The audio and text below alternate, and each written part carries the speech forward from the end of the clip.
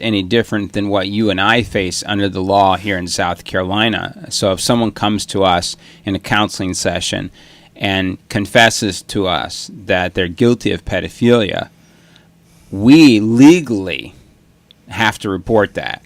Mm-hmm. If we don't, then we're complicit in it.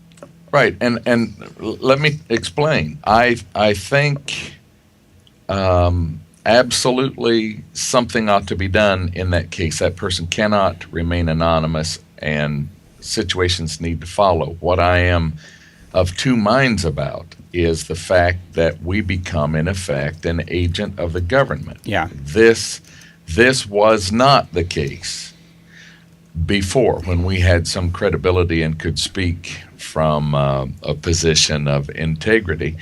We were free to be free of that government supervision. But a long time ago, Charles Finney, who many people remember as a revivalist from the 1800s, but before that was a lawyer, he said that God gives to a people exactly that kind of government which their passions, their prejudices, and their pride demands.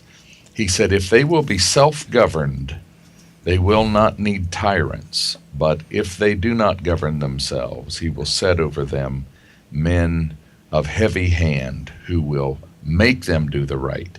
And I think that's what we're seeing here in the church, is that the church, and not just the Catholic Church, let's not make this a Protestant versus Catholic thing, because there's enough blame to go around, but we have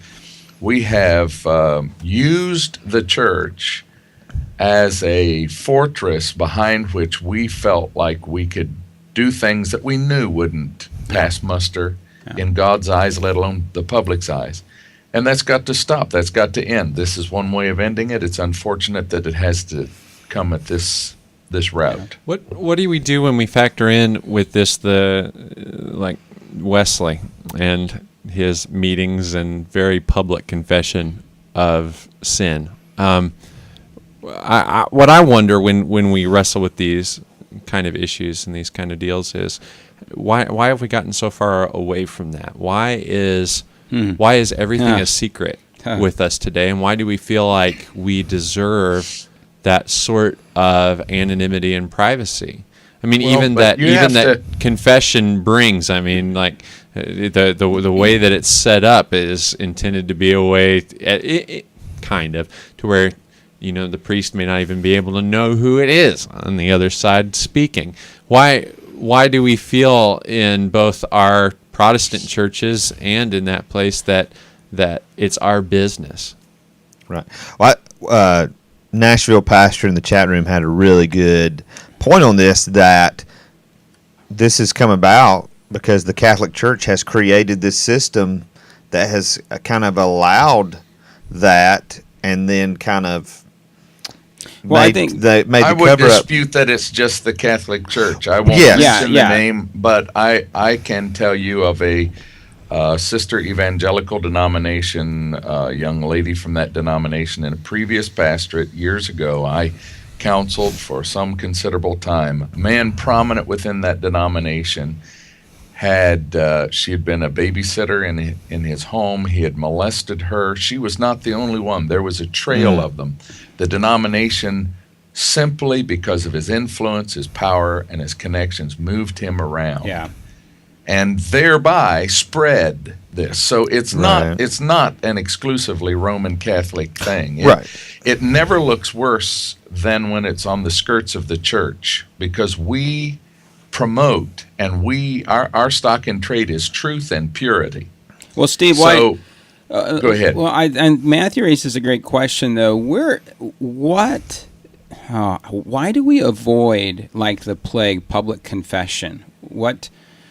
Well, now, my contention would be that the class meeting was not a public confession.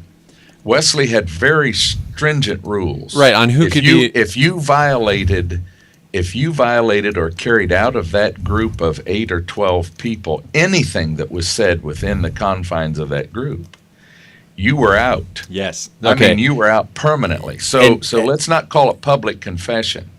Even when he talks about Matthew 18, he says that where the Bible says, then tell it to the church, which is the final step in the process. First, you go to them alone, Right. and you take somebody with you, and the final step is you tell it to the church. He says this does not mean the whole church, but the leadership of the church who have the power to deal with it. So we weren't about being Jerry Springer and spilling everything everywhere. No. We dealt with these things in an appropriate manner. But within the confines of the class meeting, you did have a healthy, balanced area, a safe area for a person to come and say, I have this problem. Now, I'm not talking now about child abuse. I'm talking simply about Sure, more whatever general. the sin was, right? And then those people were obligated to watch over you. And they told you, according to his rules, not only what they knew and saw, but what they heard and feared concerning you. And then he said, do you desire that they should come as close as possible, that is, deal as closely with you, as tight with the truth as possible, and cut to the quick? That meant get right down to where it's painful in doing this. So it was a let me raise the mechanism. next step of this question. So I totally agree with what you're saying, and I misrepresented the point by calling it strictly public confession. Like, I mean, there's never been a time in church history where people stand up in front of the church, and okay, announcements. Anybody else have an announcement? Yes, I have. I mean, like, I totally agree. It is a set like that, but. Will there come? Wait a minute. Let me stop you right there just for a moment. Okay, And Mr. tell you that History, in please. do. in Haiti, before they baptized them, when I was there as a child, one of the things I remember about baptismal services was the person did stand up, and they told all of their sins, and the purpose of that was so that the church would watch over them. If they saw them straying in any area, they would hold them accountable. Okay. So there are times and occasions. So good. Now let me get to the part of my question. So if we set up a good system of accountability that actually works, if we were to reintroduce that and it were to be found effective, is there going to come a time when these same laws, or do they already apply, and do they hinder? Would a law like this hinder proper accountability with one another? Yes. The first answer to the first question is I hope so. The second answer is most definitely. So here's my thing. They can't go hand in hand. You can't have both. And so I would propose that it is because of the church's failure to do what we should do with accountability that we Right. have to have this law Right. that requires this thing. And Can't believe it, TG, but you and I are in perfect agreement. I love it. I want to give you a hug, Steve. I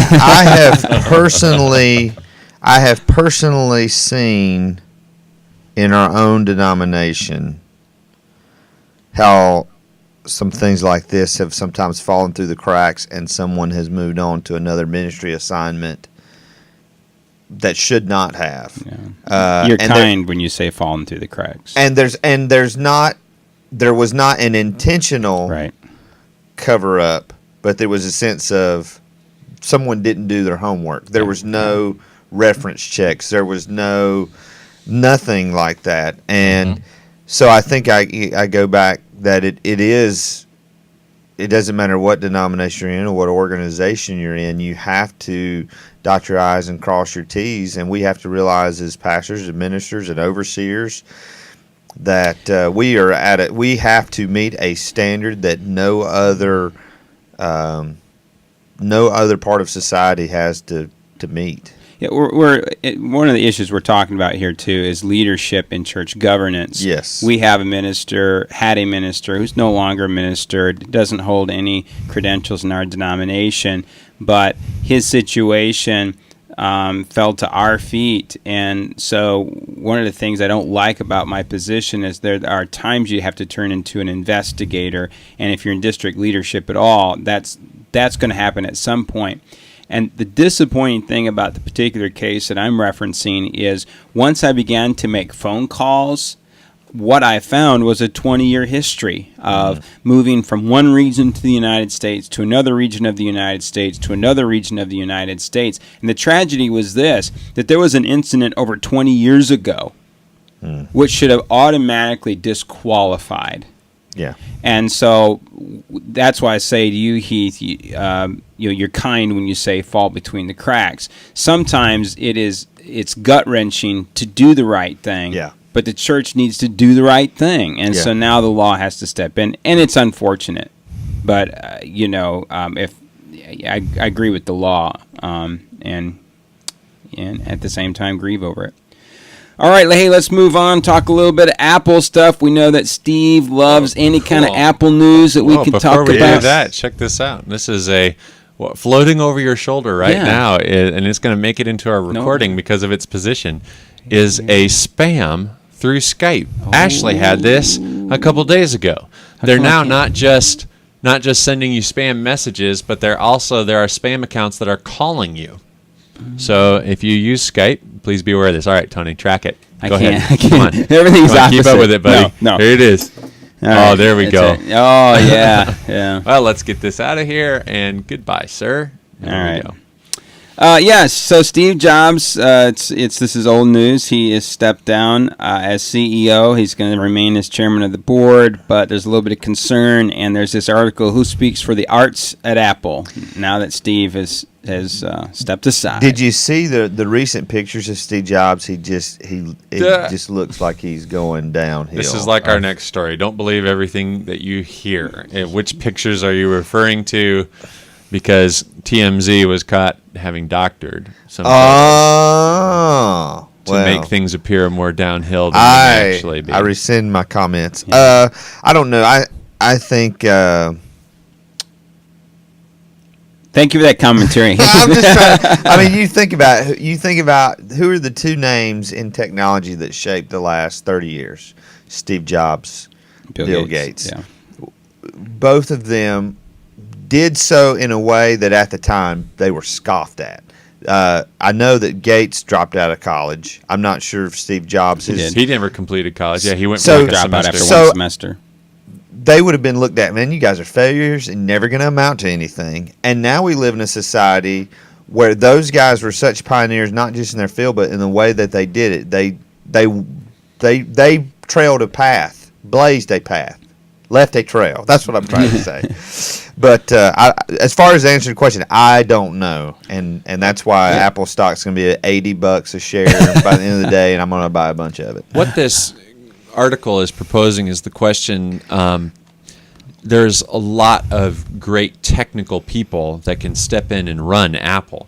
I don't think that Apple has anything to worry about for the next 5 years because they've got so much momentum behind them. But what Steve Jobs was able to do that a guy like Bill Gates may not have been able to do is he also had an artistic side to him. And not just in design, but in how stuff... Oh, what you laughing at over there? How stuff functions, how it works, how it fits, how to shape it into your life and make it where it's not utilitarian, but it's a beautiful thing. And there's nobody else that right now that has both the technical expertise and the arts expertise to be able to do that. I agree with the commentators that say that Jobs is a once-in-a-generation kind of leader. There's not another one right now. Also, too, a lot of tech heads have been saying this, but I think it bears repeating. And a lot of times we compare Microsoft with Apple, and it's an unfair comparison. It's not apples to oranges, no pun intended, because Microsoft is a software company. Apple is a hardware company. And this is where Steve Jobs absolutely shines in terms of style and design. So it'll be interesting to see how Apple does going forward. There's a question in the chat room that says, do you think, from Steven, do you think that Steve Jobs is the one that did that, or do you think he knew where to hire people who knew how to do that? And I think the answer to that question is yes. When you go back through the track record, when they created the Macintosh, it's big deal. I mean, that was Steve Jobs' baby. It really was. And one of the big things in there was fonts. And so everything that you would have used, some kind of